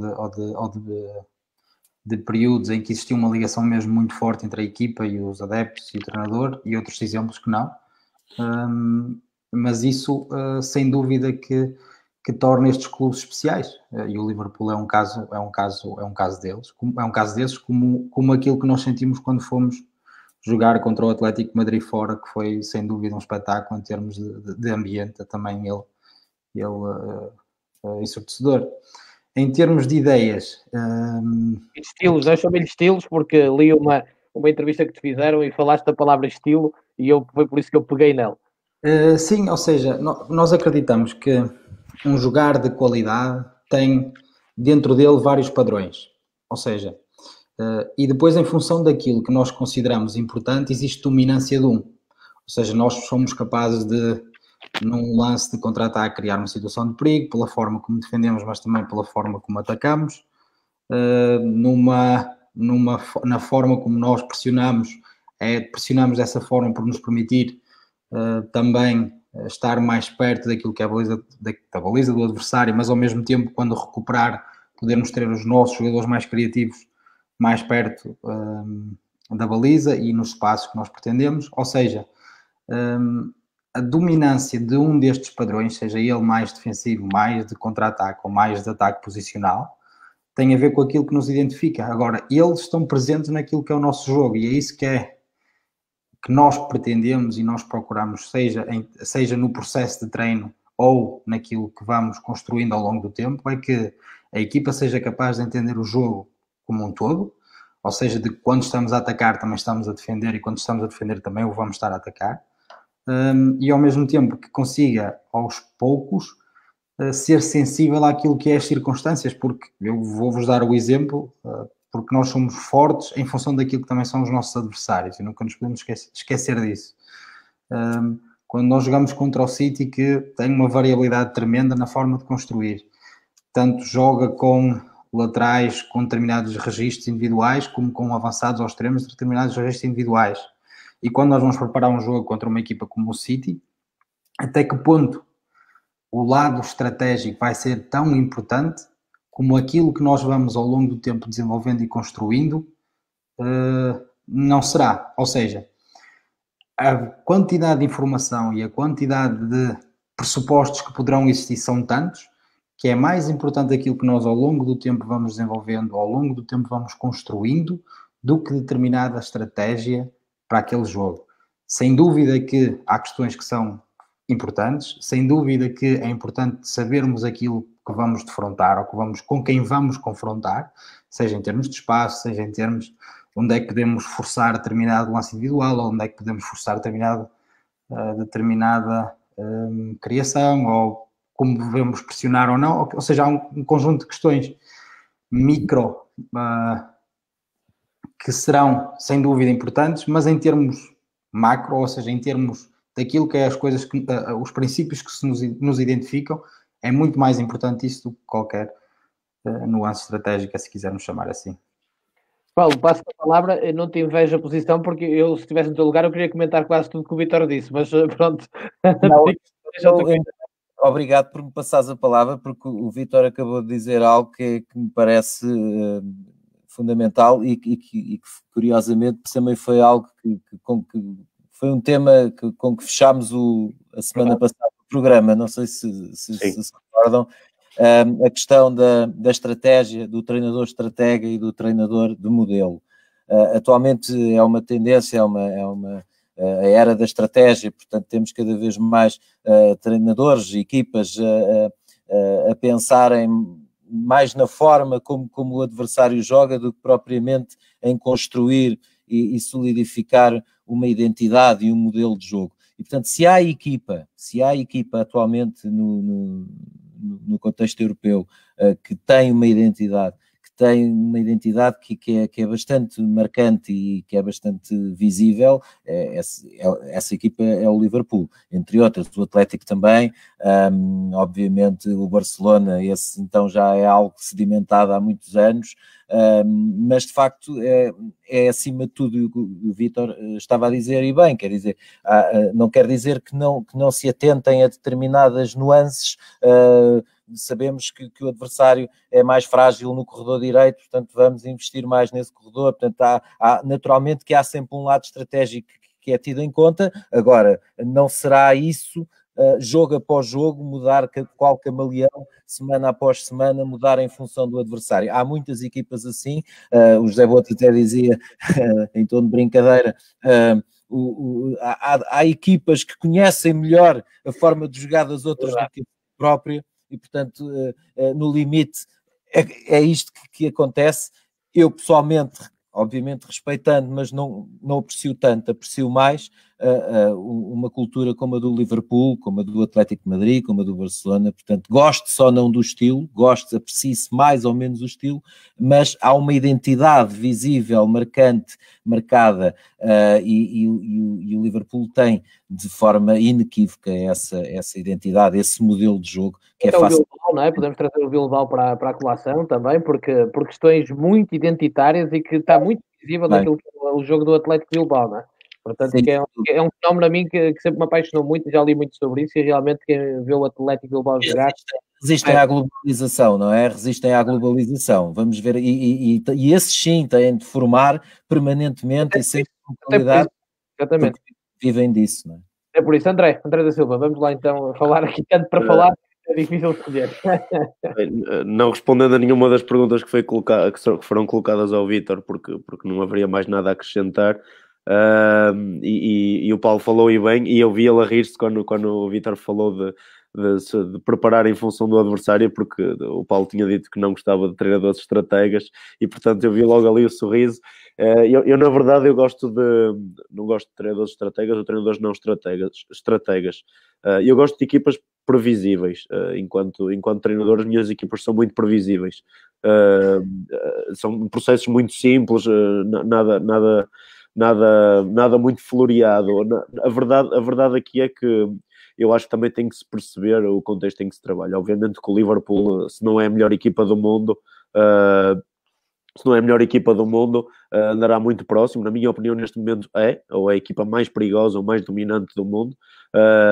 Mas o que acontece é que se estivéssemos a falar, por exemplo, do Burnley, o Burnley, obviamente, sabendo que vai passar a maior parte do tempo sem bola contra o Chelsea, contra o City, contra o Liverpool, contra o Arsenal, nem tanto, mas contra as equipas neste momento top, obviamente que o Burnley terá que se preocupar, na minha ótica, que diz o Burnley, diz outra qualquer equipa que não daquelas que lutam pelo título em Inglaterra, terá que muito mais se preocupar, imagino-me na pele de um treinador de Burnley, do Sheffield, ou whatever, muito mais preocupado em combater o jogo do Liverpool do que em aprofundar aquilo que é o meu modelo de jogo. Teria que ser o tal treinador estratega. Apesar disso, muitas vezes este treinador estratega ter também a sua própria identidade, ainda que ela não esteja associada a um modelo de jogo, pode ser até uma identidade mais mental, não é? Uma identidade guerrilheira, uma identidade de combate, uma identidade de pressionar no campo todo, uma identidade de ser capaz, como fazem muito bem Simeone, colocar 11 jogadores a jogar atrás da linha da bola durante todo aquele tempo, que são jogadores com tanta qualidade. Isto é preciso muito trabalho. Há aqui uma parte estratega fantástica em termos de ocupação de espaços, de modos como indica a pressão, como é que orienta, quais são os timings, em termos individuais, mas acima de tudo esta identidade mental. E portanto, creio que este treinador estratega ou não, eu creio que será mais vezes treinador estratega aquele que mais vezes é o não favorito. Não sei se me fiz bem entender.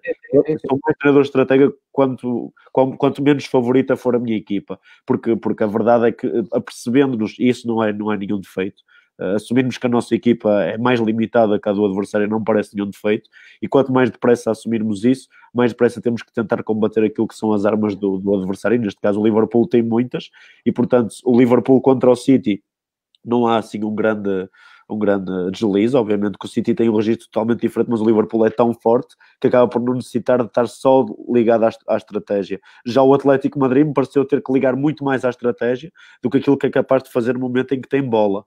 E depois temos a questão das bolas paradas, que é outra questão. Mas esta é a minha opinião sobre identidades, sobre o Paulo sobre isso. Eu vi. Vou-lhe dar a oportunidade, que isso quando mete Atlético, deixa-me acrescentar aí o José Batista, que a semana passada, e eu concordo inteiramente, a capacidade de um treinador como o Simeone conseguir colocar jogadores que não gostam, que até se sentem desconfortáveis em certas situações, a fazê-lo de forma solidária e até digamos, a retirar grande prazer daquilo e não gostam normalmente de fazer certo tipo de ações, é também Sem dúvida. de grande destaque. Vítor, deixa-me aproveitar para te perguntar aqui duas coisas para irmos aqui a quem nos segue. O Nené Reis, que hoje ele disse que és tu que está soltinho, mas é ele que está soltinho, nosso Nené, e agradecer-lhe por estar a participar. Pergunta-te se o Liverpool tem um modelo de jogo ou uma ideia, e isto é daquelas questões que lança sempre grandes discursos apaixonados e depois introduz aqui outro tema. Vou dar tempo ao André da Silva e ao Paulo Santos para pensar nesse jogo, o do Liverpool com o Flamengo, porque tens aqui alguém que te pergunta se participaste de alguma forma com informações, seja do cariz individual ou coletivo, junto ao Jürgen Klopp, sobre o Flamengo de Jorge Jesus, pelo teu conhecimento de Jorge Jesus, que é uma pergunta do Sérgio Carvalhinho. Primeira pergunta para o Nené, para o grande Nené. Ou seja, são duas coisas diferentes, mas que estão associadas. Eu acho que vou tentar explicá-la desta forma. Uma ideia de jogo é aquilo que parte do treinador. Ou seja, vamos supor que nós somos um arquiteto e idealizamos uma casa, projetamos a casa e quando chegamos ao terreno vemos que a casa tem uma fonte de água natural fantástica. Por que não utilizar essa fonte de água para fazer um jardim ou uma piscina ou o que for? Ou seja, aquilo que é a nossa ideia tem a ver com aquilo que é os nossos princípios macro, com aquilo que são as nossas a nossa intenção prévia perante o contexto. Aquilo que é o modelo de jogo é esta ideia de jogo, quando nós chegamos ao concreto e quando a passamos de conceitos a operacionalizá-la no momento, ou seja, em função destes jogadores, em função deste formato competitivo, em função daquilo que nós falamos que pode ser a cultura do clube ou da cidade, sem nunca nos esquecermos de uma coisa que é, eu acredito que nós devemos sempre partir daquilo que é o jogador, ou seja, daquilo que é concreto para ele, daquilo que ele valoriza, daquilo que ele gosta, para o tentar aproximar daquilo que nós pretendemos. E este jogo de quanto ele tem para me dar e eu tenho para o fazer relacionar é que faz a diferença. E o Jürgen é uma pessoa fantástica e fora de série nisso. Ou seja, o que dar prioridade, a forma como nós conseguimos chegar a cada um deles, a forma como nós conseguimos articular aquilo que são as nossas ideias com aquilo que é o potencial de cada um dos jogadores. Falando dos jogadores mais intuitivos ou mais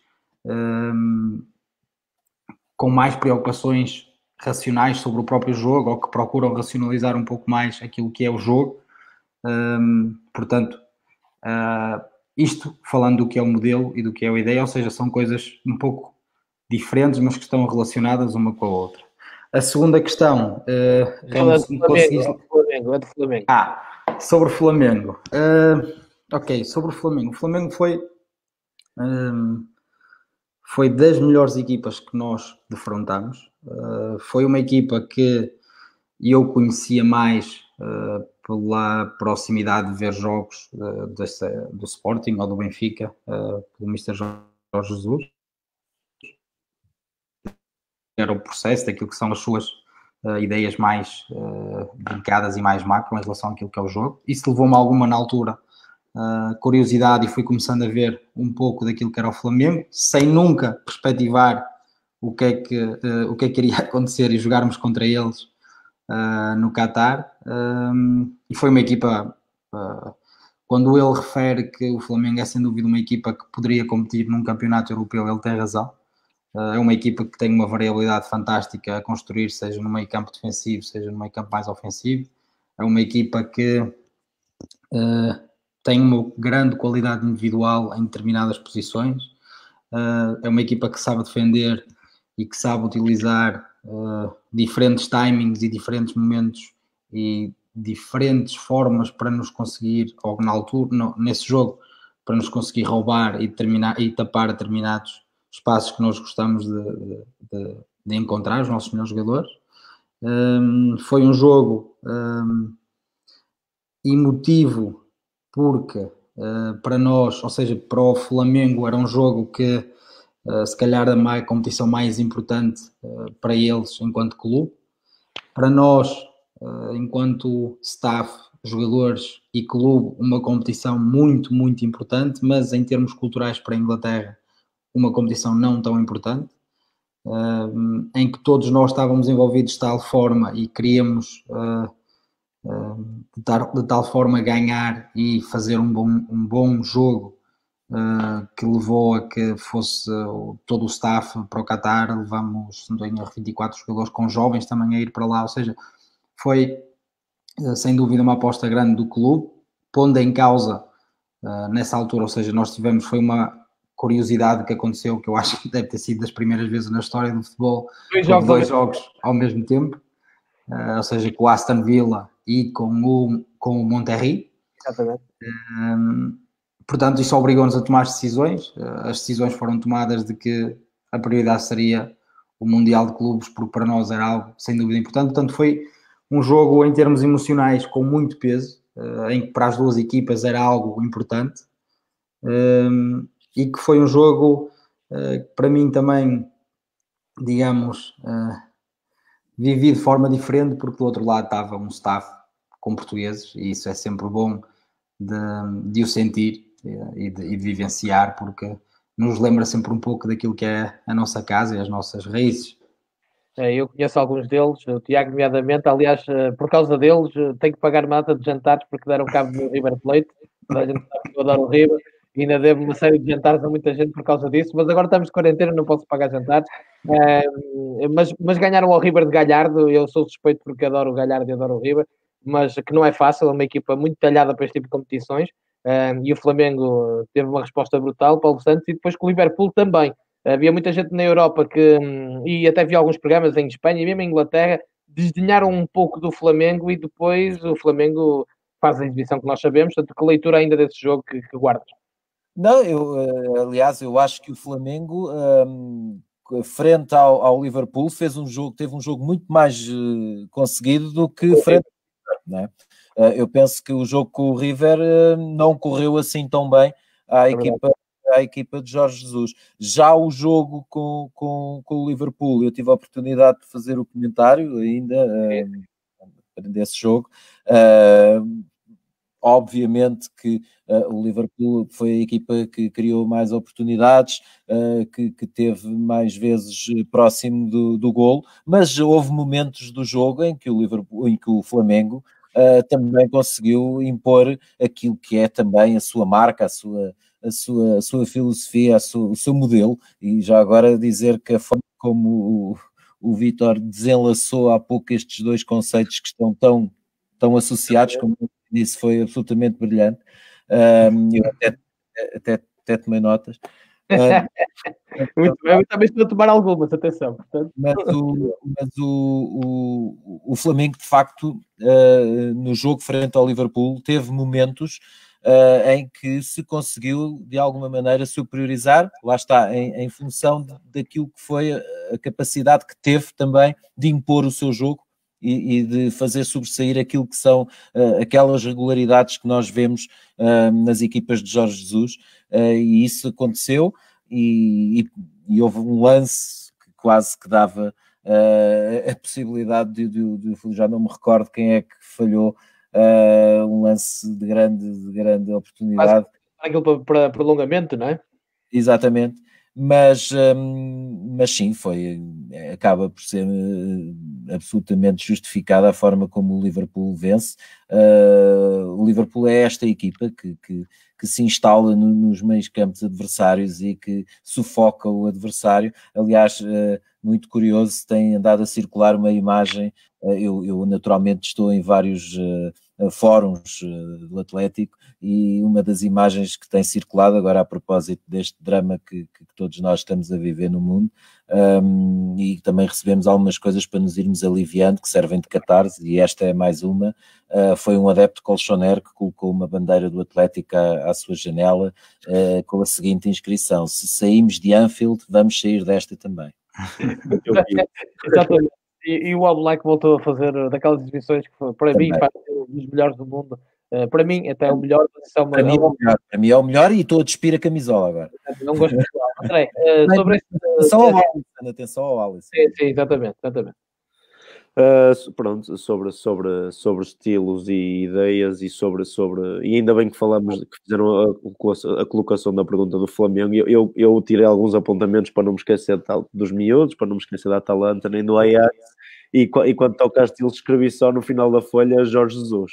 Portanto, ou seja, acaba por ser também uma questão geracional. Para mim, a pessoa que mais marcou a forma como se joga em Portugal dos últimos anos, pelo menos desde que eu comecei a treinar, a estar mais ligado à área do treino do futebol, e portanto é uma das minhas maiores influências, excluindo as pessoas com quem trabalhei, que acho que é sempre importante valorizarmos quem trabalha e não tem um nome a aparecer nos jornais, excluindo essas influências que tive. Teria que dizer Jorge Jesus, é um estilo muito pragmático, toda a gente o conhece, mas muito, muito difícil de bloquear, e o Liverpool sentiu isso, o Vítor já disse isso. Creio que é o Lincoln que falha a acabar e que não permite que o jogo vá para prolongamento. É isso. Obviamente que o Liverpool e foi superior a este Flamengo do Jorge Jesus, mas isto é que me parece ser o maior troféu aliás, há dois grandes troféus para mim, para um treinador. A primeira, muito longe da segunda, que é como é que os jogadores falam sobre ele. Os jogadores para mim fazem aquilo que é o treinador.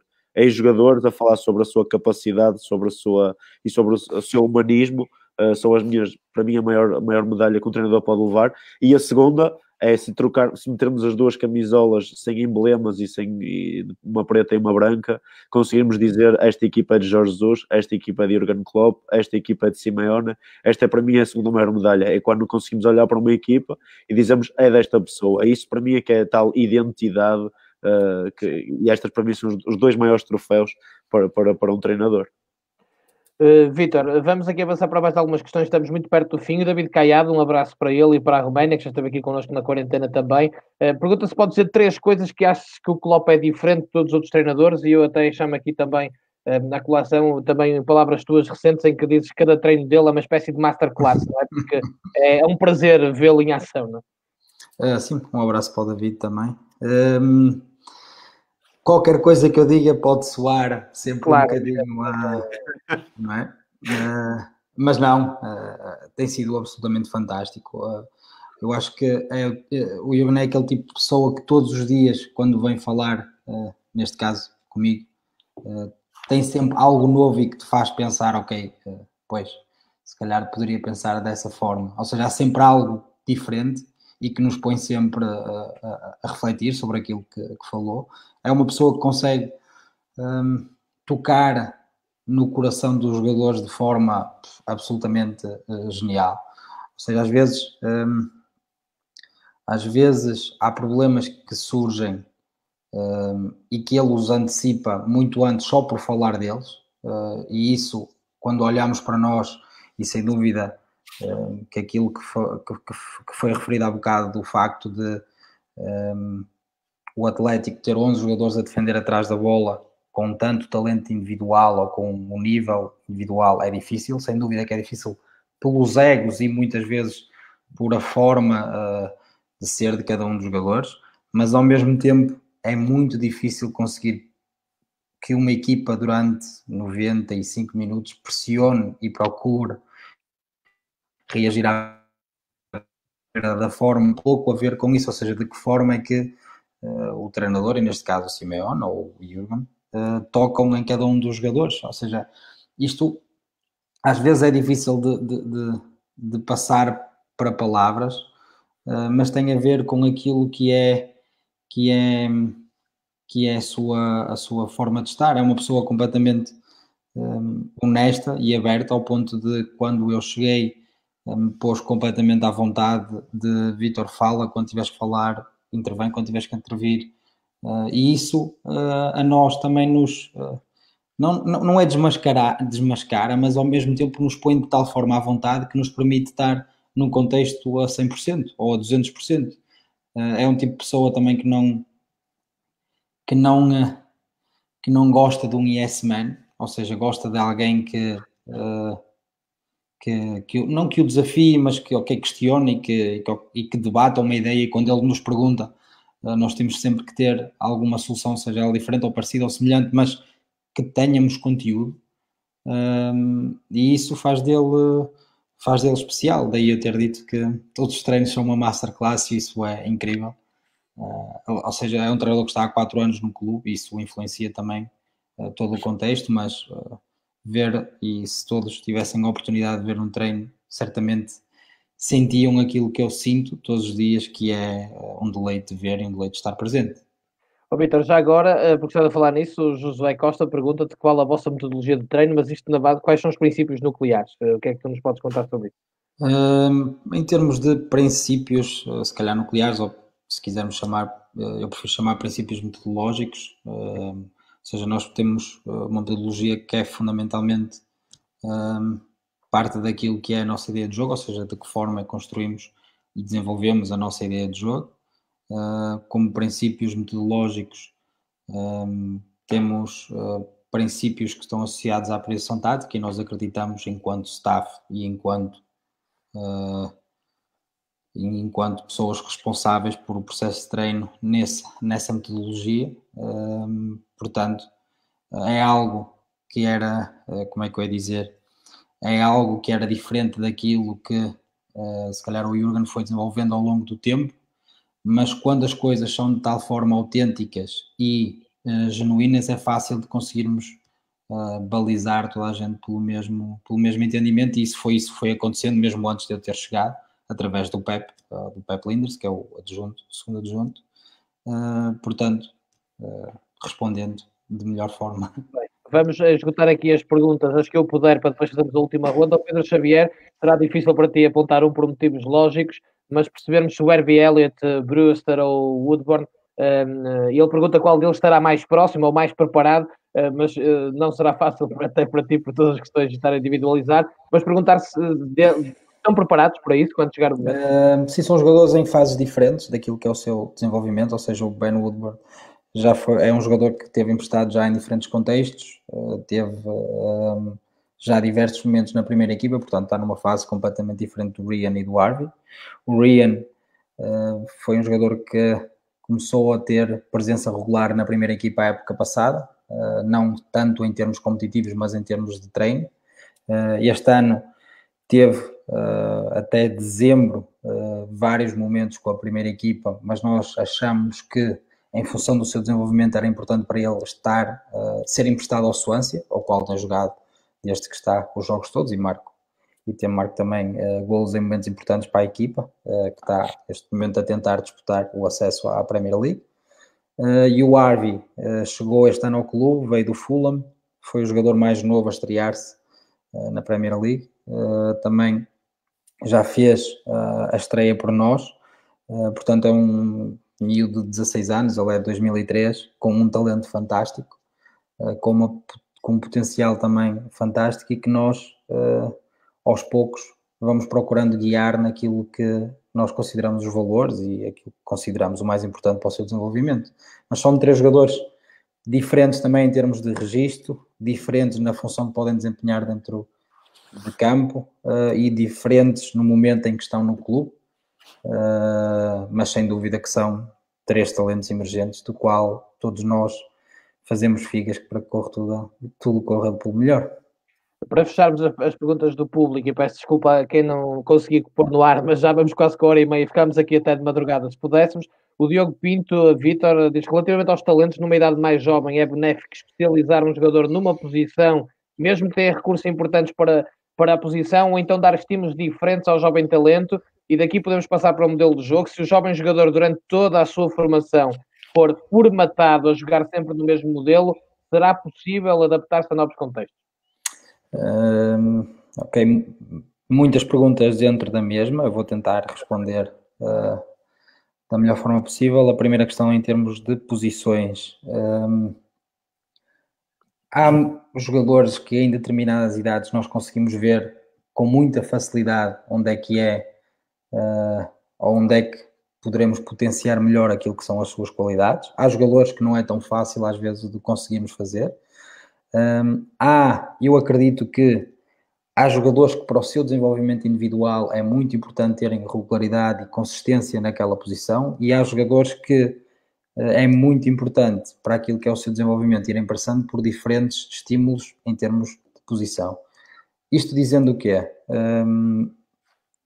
Eu entendo posição não por uma posição inicial, mas uma posição que a partir daí o jogador vai desempenhando um conjunto de ações e vai jogando, portanto não é algo estático, nem é algo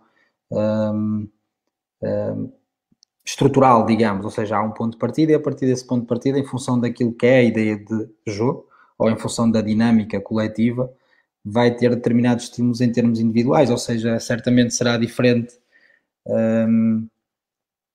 um desenvolvimento numa função de um defesa de direito num clube como o Liverpool, como noutro clube.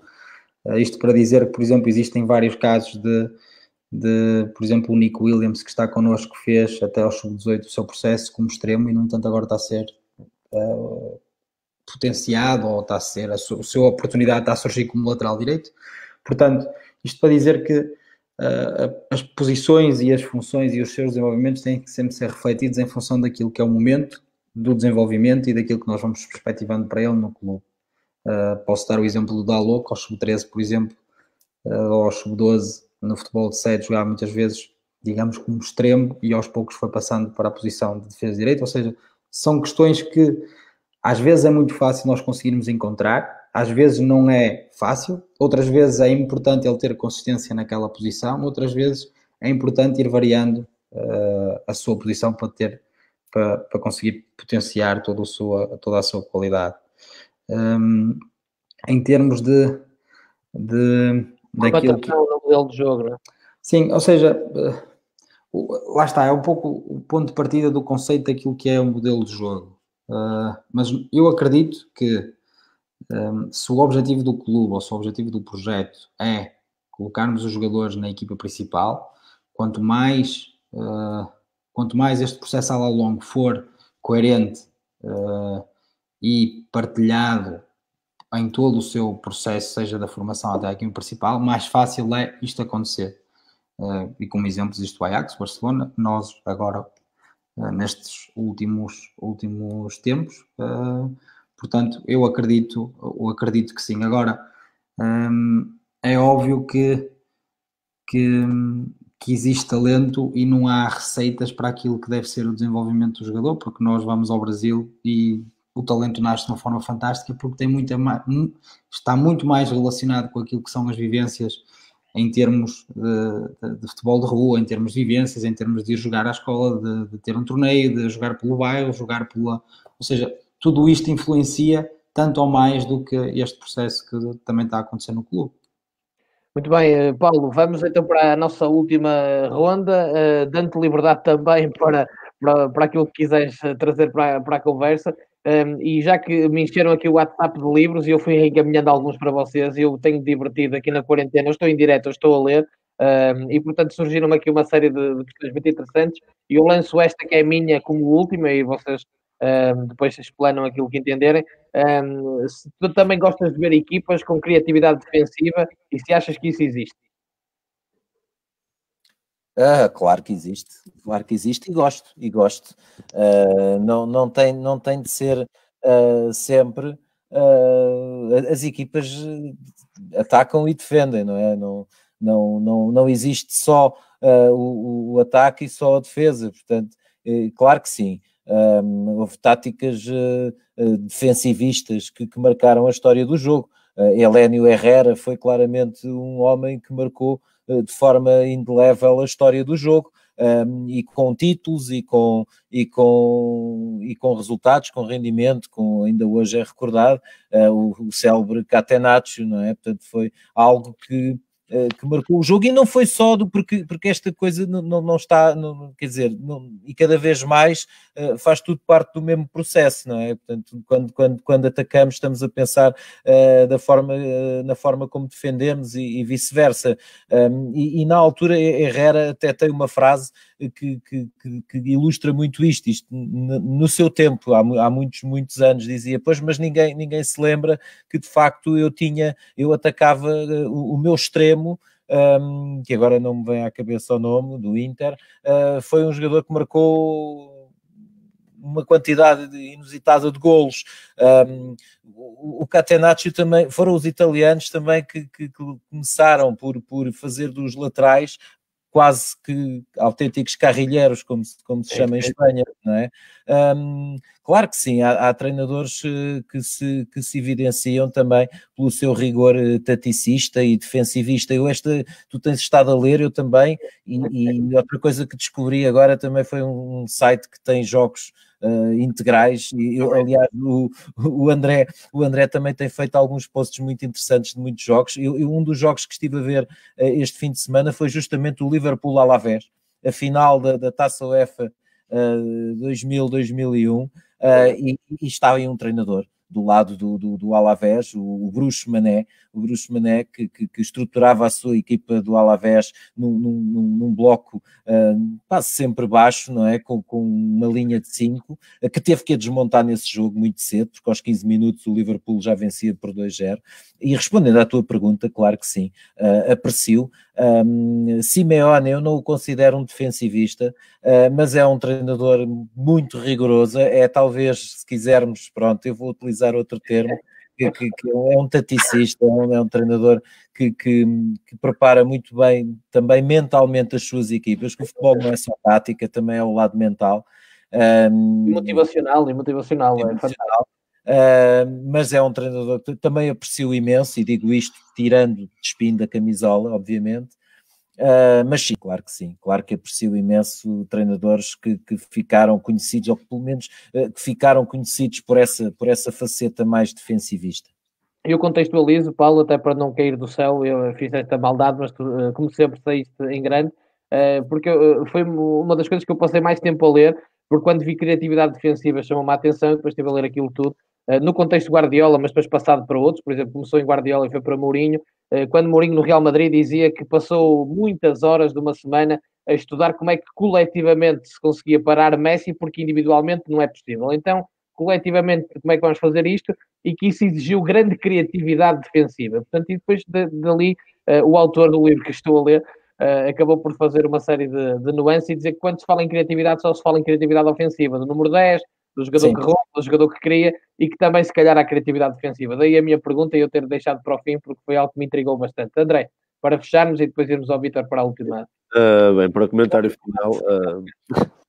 Para comentário final, já que me dás este tempo de antena, já agora mandar um abraço a todos os meus ex-jogadores que estão a comentar. É um gosto sempre tê-los aí. E começar por aí, se me falas de criatividade defensiva, eles sabem que eu sou um chato, sou quase uma obsessão por o defender bem. E o Paulo também falou das partilhas que tenho feito, inclusive é um jogo que revi há pouco tempo, é o Barcelona-Inter de Milão. De José Mourinho. Eu creio que, pelo que li do Vítor, e estive a ver tudo o que podia sobre o Vítor, algumas já tinha lido, outras li outra vez, entrevistas, fala sobre o crescimento a ver Mourinho. Este crescimento a ver Mourinho também acaba por nos influenciar muito a era Inter de Milão. O Paulo falou do Elenio Herrera, deu aqui uma aula de história e bem, falamos agora sobre Simeone, e Mourinho também acaba por marcar na estratégia do Inter, a forma como levanta aquela Liga dos Campeões com Milito contra o Mundo à Pesca lá na frente. Não foi preciso ser muito criativo para meter o Milito. É a tua lateral, não é? Se bem me lembro, não é? O é todo lateral direito, exatamente. E o Chivu a extremo esquerdo. Bem, ou seja, Milito à pesca, isso não é preciso ser muito criativo, mas para organizar aquela equipa para travar o Barcelona de Pep Guardiola, que depois acaba por repetir na época em que o Real Madrid vence o campeonato com 100 pontos, até hoje creio que seja um recorde. É nesse campeonato, André, que ele fala que teve que ter muita criatividade defensiva, por isso é que me intrigou bastante e depois fui à procura dessa questão toda. Neste comentário final, rematar com 3 apontamentos para quem nos ouve e um pessoal. Em primeiro, mais uma vez, da forma como comecei, os parabéns ao Vítor, foi uma autêntica aula que deu aqui. Para quem nos ouve, há 2 vídeos, o Remo falou agora dele e o Paulo puxou o assunto que é de Mourinho em vídeo a explicar como travar Messi. Penso que está na parte Coach's Voice, para quem quiser ver. E o outro é um vídeo de 1 hora, uma entrevista com Diego Simeone, o assado reservado, enquanto comem um churrasco argentino, que é imperdível para quem gosta de futebol e que passa por quase todos estes temas que trouxemos, de identidade, de crença, de como motivar, como se treinam diferentes tipos de jogadores, de elite. sobre o desenvolvimento dos jovens e sobre o que é ser ou não uma identidade e como é que um treinador consegue ser ele mesmo dentro e fora do campo, até porque o que eu creio que nós somos aqui a falar em Skype é o que somos também dentro do campo, no treino, no jogo e no balneário. Portanto, este é o meu comentário final. Muito bem, Vítor. Último remate. Eu lancei isto da criatividade defensiva, mas deixo contigo. O remate foi um tema que me apaixonou. Eu disse, vou levá-lo para o programa. Isto, quando se começa a ler livros atrás uns dos outros, dá isto. Sim, ou seja, eu acho que, acima de tudo, tem a ver com aquilo que o treinador sente, que é aquilo que o identifica ou aquilo que está dentro dele e que realmente o faz viver e estar dentro de um jogo a 100%. E esse ponto de partida poderá sempre ser o lado mais defensivo, poderá ser o lado ofensivo, poderá ser algo que realmente ele valoriza. Em termos daquilo, criatividade defensiva, só uma parte de uma coisa é falarmos de criatividade defensiva em termos individuais de um jogador, ou seja, num corte, numa antecipação, numa leitura. Havia jogadores como o Gamarra, não era tanto o meu tempo, mas fantástico a defender, de todos os vídeos que eu vi, como há jogadores, por exemplo, o Virgil, que nos permite uma linha muito mais alta em relação àquilo que era antes, ou que permite uma abrangência de espaço tremenda, seja quando estamos em bloco mais baixo ou mais intermédio. Portanto, isto também é criatividade defensiva em termos individuais, ou seja, do que é que o jogador, em termos defensivos, nos traz de diferente. Ao mesmo tempo, outra questão de criatividade defensiva pode estar mais ligado àquilo que é o treinador, ou seja, o que é que ele pretende construir naquilo que é o momento defensivo ou quando a equipa não tem a bola. E aí nós partimos, neste caso, nós de Liverpool, partimos sempre do pressuposto que nós atacamos bem em função de também defendermos bem, e essa variabilidade defensiva tem muito a ver de que para onde queremos empurrar o adversário, quando, porquê, e tudo isso está relacionado com a forma como nós entendemos o jogo. Agora, sem dúvida que há jogos fantásticos que podemos visualizar em concreto, que é o defender bem. Um exemplo seja do jogo com o Atlético de Madrid, que nós tivemos a primeira mão e a segunda mão, são também jogos diferentes na forma como o Atlético de Madrid defendeu. O Atlético de Madrid é um exemplo fantástico como defender, por exemplo, um corredor lateral com 2 jogadores e a proteção do corredor central com um número muito mais acentuado que a maior parte das equipas, e de que forma é que nós, e aqui também um pouco estratégico, se quisermos dizer, procuramos tirar partido desse número de jogadores no corredor lateral, com a forma como quisemos criar algumas subdinâmicas por fora, para conseguir entrar, sem dúvida, em um espaço compacto de 20 metros com 11 jogadores, com bastante qualidade e bastante entendimento e vivência daquilo que é as ideias principais do seu treinador, que nunca nos podemos esquecer que uma coisa é ganhar um jogo, outra coisa é a regularidade, e aquilo que é importante saber é que regularidade uma equipa vai tendo ao longo de um tempo, e o Atlético neste caso está numa posição no campeonato, ou às vezes esta irregularidade de resultados por vezes não traduz aquilo que a equipa é capaz de fazer num jogo, e isso revelou-se contra nós também, em que eles, na essência da questão, marcaram mais que nós e ganharam o jogo. Muito bem, um abraço a todos que nos seguiram aqui. Já me vou despedir do meu painel. O David Nogueira diz tudo, vai ter de ver de novo para anotar tudo num caderno. Enquanto aqui estamos, certamente esquecemos-nos todos que estamos em quarentena. É este o principal intuito desta criação e desta conversa, e portanto eu fico muito feliz com um comentário deste género, porque foi exatamente isto que me levou a criar a Quarentena da Bola. Porque tivemos aqui a falar em livros, o nosso companheiro Rui Matos Pereira deixa aqui uma sugestão. Nós não queremos roubar o lugar ao professor Marcelo, mas fica aqui uma sugestão de um livro, The European Game, The Secrets of European Football Success, que foi escrito por um adepto e scout do Liverpool, que viajou por toda a Europa, 3 grandes, Portugal, Bilbao, Vallecas, Milão, Roterdão e Amsterdão, relacionada com isso, a identidade e ligação entre os clubes e a sua cidade e a região. Portanto, já não falta nada, até livros sugerimos. Paulo Santos, tens uma semana para deixar crescer essa barba, porque não é a mesma coisa, não é? Exatamente. Houve aqui gente a dizer que já nem te conhecia, hein? Portanto... Isto vai crescer. Não, quero desejar continuação de sucesso ao Vítor. Está a ser espetacular aquilo que ele está a fazer e desejar-lhe o máximo do sucesso. Apesar de eu ser um colchonero, agora já passou. Já passou. You'll never walk alone, e portanto tudo de bom. Também acho que o Robertson é um jogador a valorizar, porque acho que o Liverpool teve sempre um jogador escocês, sempre foi campeão. Acho que isso não está absolutamente confirmado, mas essa ideia já a vi escrita em vários sítios e, portanto, este ano também está lá o Robertson para confirmar a regra. Só faltam 2 jogos, por isso esperemos. Quase. André da Silva, obrigado mais uma vez, um abraço e até para a semana. E um abraço a ti, André, e a ti, Rémulo, obviamente. E um abraço e obrigado também a todos, foi um prazer. Basta ver os comentários, quando toda a gente está a agradecer, incluindo o Mr. Álvaro Pacheco, mando um abraço especial, trabalhei com ele. Um abraço também. Eu era diretor desportivo e ele treinador e aprendi muito com ele e é muito bom saber que ele está connosco. Vítor, um grande prazer mais uma vez, obrigado. Não, o prazer foi meu. Daqui a pouco. Prazer foi meu. Eu abraço a todos pela partilha e foi um momento sem dúvida gratificante. Espero que toda a gente tenha desfrutado o quanto nós desfrutamos de estar aqui.